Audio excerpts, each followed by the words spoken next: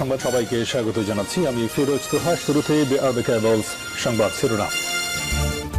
Israel ফিলিস্তিন পুরোদমে যুদ্ধ চলছে, আর এই যুদ্ধের সর্বশেষ আন্তর্জাতিক গুরুত্বপূর্ণ আপডেট সংবাদ জানিয়ে দিব। শুরুতেই শিরোনাম। শতাব্দীর জঘন্যতম উপনিবেশ বিরোধী লড়াইয়ের সর্বশেষ পরিস্থিতি, ইয়েমেনে জটিল হামলা ও ইসরায়েল বিদ্যুৎবিহীন পরিস্থিতি মোকাবেলার মহড়া।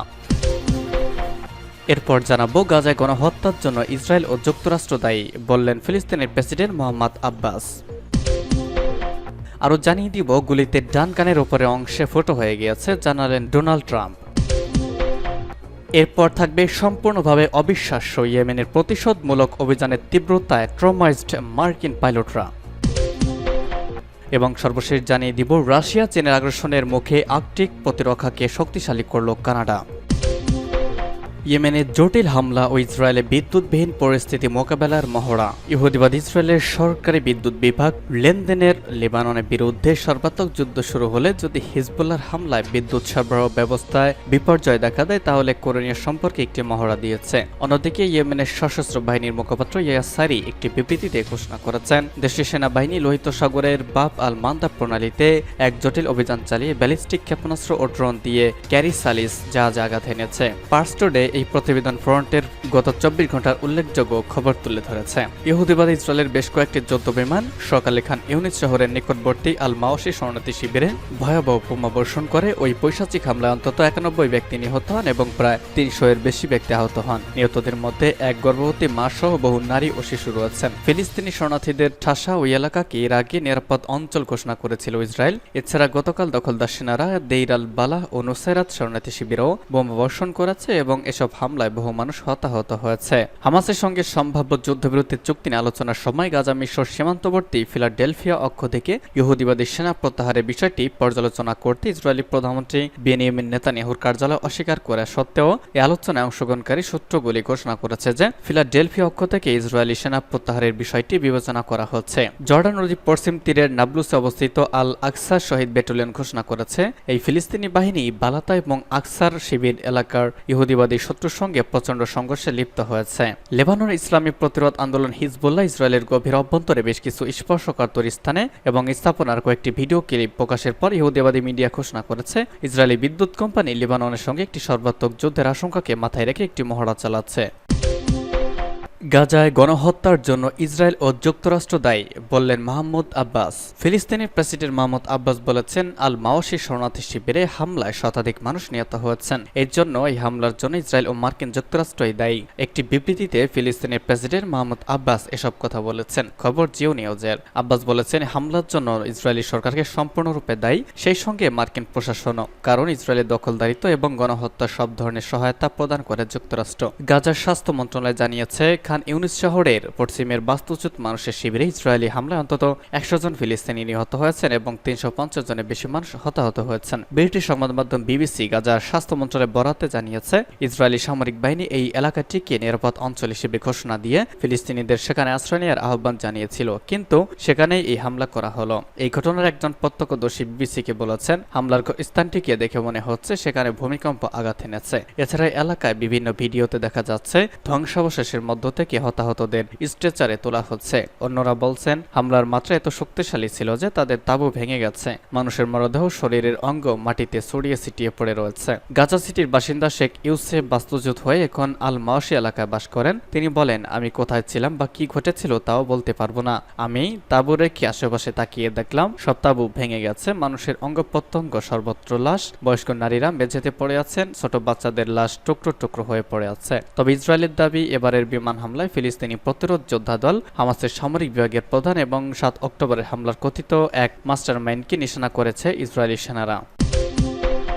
গুলিতে ডান কানের ওপরের অংশ ফুটো হয়ে গেছে, জানালেন ট্রাম্প। যুক্তরাষ্ট্রের সাবেক প্রেসিডেন্ট ডোনাল্ড ট্রাম্প দেশটির সিক্রেট সার্ভিস আইন শৃঙ্খলা রক্ষাকারী বাহিনীকে ধন্যবাদ জানিয়েছেন। হামলাকারী গুলি ছোড়ার সঙ্গে সঙ্গেই দ্রুত পদক্ষেপ নেওয়ায় তিনি তাদের ধন্যবাদ দেন। সামাজিক মাধ্যম ট্রুথ সোশ্যালে দেওয়া এক পোস্টে ট্রাম্প জানান, এটা অবিশ্বাস্য যে আমাদের দেশে এরকম একটি ঘটনা ঘটেছে। হামলাকারীর সম্পর্কে কোনো কিছু জানা যায়নি। হামলাকারী নিহত হয়েছেন। পোস্টের শেষে ট্রাম্প বলেছেন, ঈশ্বর আমেরিকার মঙ্গল করুন। গুলিতে ডান কানের ওপরে অংশ ফুটো হয়ে গেছে বলে ওই পোস্টে জানিয়েছেন ট্রাম্প। তিনি জানান, হঠাৎ আমি শব্দ শুনি, সঙ্গে সঙ্গে বুঝতে পারি অঘটন ঘটেছে, আর কখনো অনুভব করি গুলি আমার চামড়া ফুটো করে দিয়েছে, অনেক রক্ত পড়তে থাকে, আমি তখন বুঝতে পারি কি ঘটেছে। ট্রাম্প বলেন, নির্বাচনী প্রচারে গুলিতে যিনি নিহত হয়েছেন তার পরিবারকে আমি সমবেদনা জানাই, গুরুতর আহত আরেকজনের পরিবারের প্রতি আমি সমবেদনা জানাই। হামলা ঘটনার পর বিবৃতি দিয়েছেন ট্রাম্পের মেয়ে ইভাঙ্কা ট্রাম্প। সামাজিক মাধ্যম এক্সে দেয়া এক পোস্টে ইভাঙ্কা তার বাবা ও হামলায় হতাহত ব্যক্তিদের প্রতি ভালোবাসা ও প্রার্থনা করার জন্য সবাইকে ধন্যবাদ জানান। ওই পোস্টে দ্রুত পদক্ষেপ নেওয়া ইভাঙ্কা সিক্রেট সার্ভিস ও অন্যান্য আইন শৃঙ্খলা রক্ষাকারী বাহিনী কর্মকর্তাদের প্রতি কৃতজ্ঞতা জানান। তিনি বলেন, আমি আমার দেশের জন্য প্রার্থনা করে যাব, বাবা তোমাকে ভালোবাসি আজ এবং সব সময়।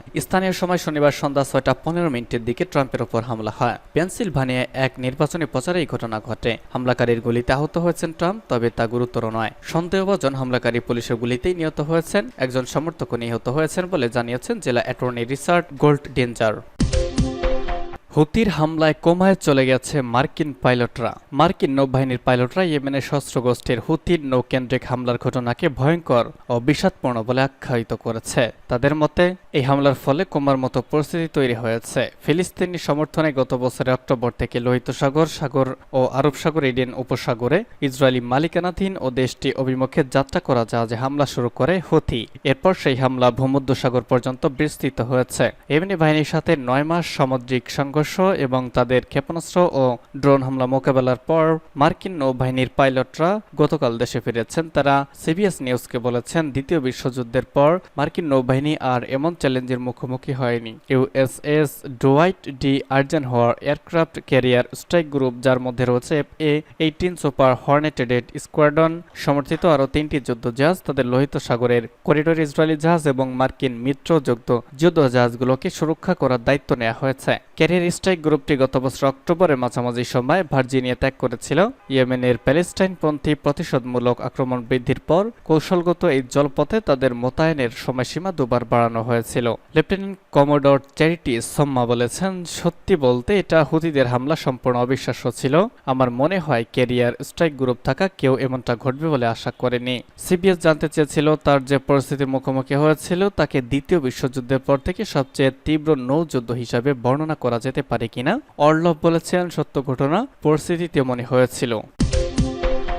রাশিয়া চীনের আগ্রাসনের মুখে আর্কটিক প্রতিরক্ষাকে শক্তিশালী করল কানাডা। কানাডা বলছে, জলবায়ু পরিবর্তনের মুখে দ্রুত কৌশলগত তাৎপর্য অর্জন করেছে এমন একটি অঞ্চলে সামুদ্রিক নিরাপত্তা বাড়ানোর জন্য সুমেরু অঞ্চলে বরফের নিচে কাজ করতে সক্ষম প্রচলিতভাবে চালিত 12টি সাবমেরিন কিনতে যাচ্ছে। কানাডা নেটো সদস্যদের মধ্যে সবচেয়ে কম বয়সী ব্যয়কারী অন্যতম দেশ।